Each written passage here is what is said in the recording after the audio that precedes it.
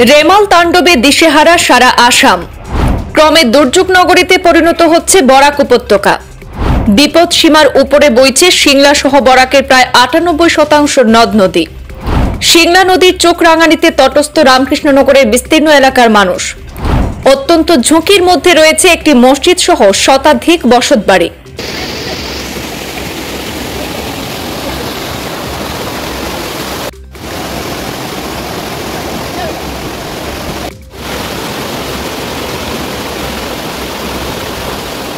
সিংলা নদীর রুদ্ররূপ থেকে রক্ষা পাচ্ছে না রামকৃষ্ণনগর বিধানসভা কেন্দ্রের পশ্চিম প্রান্তের বড়ুয়ালা জিপি এবং নোয়াটিলা জিপির অন্তর্গত বেশ কয়েকটি গ্রাম।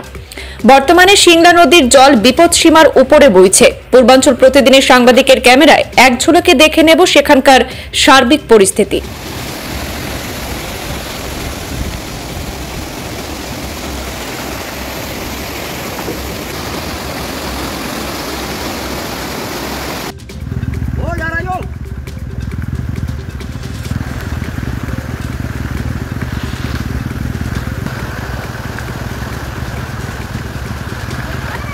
নোয়াটিলা জিপির অন্তর্গত পল্লীশ্রী, নালারপাড়, ভবানীপুর গ্রাম সহ আরো বেশ কয়েকটি গ্রামের মানুষ আতঙ্কিত হয়ে পড়েছেন।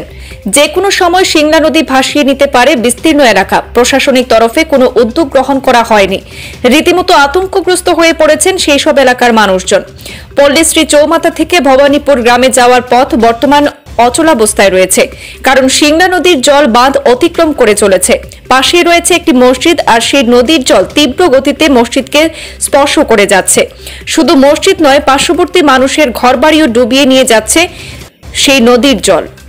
নমস্কার, আমি হিরক, আপনাদেরকে পূর্বাঞ্চল প্রতিদিনে স্বাগত জানাচ্ছি। আজকের এই যে প্রাকৃতিক দুর্যোগের যে বিষয়, এই বিষয়ে দেখা যাচ্ছে যে এক নাগাতার যে বর্ষণ হচ্ছে বা বৃষ্টি হচ্ছে, সেই বৃষ্টির মধ্যে আমাদের যে সিংলা নদী রয়েছে, রামকৃষ্ণনগর বিধানসভা কেন্দ্রের অন্তর্গত যে সিংলা নদী, সেই সিংলা নদী খুবই তার রুদ্ররূপ ধারণ করেছে। কারণ যেভাবে চারিদিকে যে দুর্দশা আমাদের ক্যামেরায় বন্দী হচ্ছে, নিশ্চয়ই আপনারা দেখতে পাচ্ছেন। আমি সেই দৃশ্য নিয়ে সেই দৃশ্য নিশ্চয়ই দেখতে পাচ্ছেন কি অবস্থা। দেখুন, চারিদিকে হাহাকার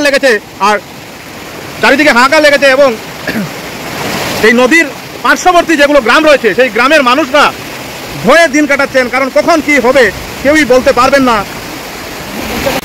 যদিও সিংলা নদীর জল বিপদসীমার উপরে বয়ে চলছে, এবং সেই যে সিংলা নদীর যে রুদ্ররূপ বর্তমান আমরা দেখতে পাচ্ছি, দেখুন কিভাবে সিংলা নদীর আশপাশ যে গ্রাম রয়েছে বা যে এলাকা রয়েছে, সেই সব এলাকার মানুষ বর্তমানে খুব ভয়ের মধ্যে দিন যাপন করছেন। কারণ কখন কার ঘর ডুবে যাবে এবং কার ঘর ভেঙে নিয়ে যাবে, সেই দিকে তারা চিন্তায় রয়েছেন।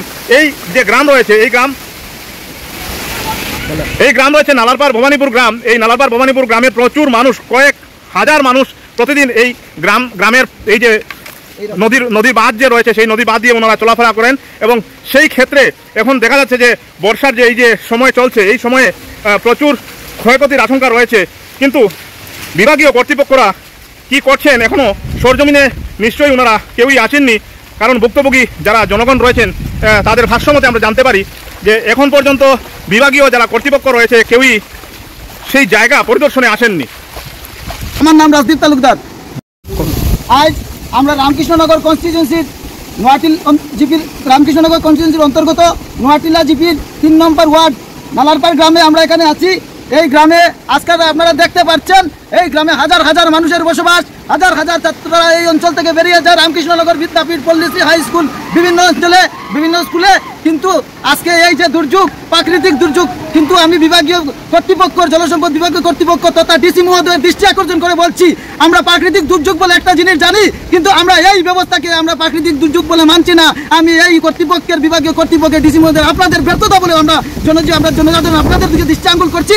কেননা এই অবস্থা শুধুমাত্র প্রথমবারের মতো হয়নি, প্রতি বছর এইভাবে মানুষের জীবন বিপর্যয় হতে হয়। তখন আপনারা যখন বন্যা আসে, আপনারা বিভাগে 2-1 জন কর্তৃপক্ষ পাঠিয়ে দেন, সার্ভে করে আমাদেরকে আশ্বাস দেওয়া হয় 2-1 দিনের মধ্যে এই ব্যবস্থা এই বছরের মধ্যে হয়ে যাবে। এইভাবে বিগত 10-15 বছর থেকে আমরা এই সমস্যার সম্মুখীন হয়ে আসছি।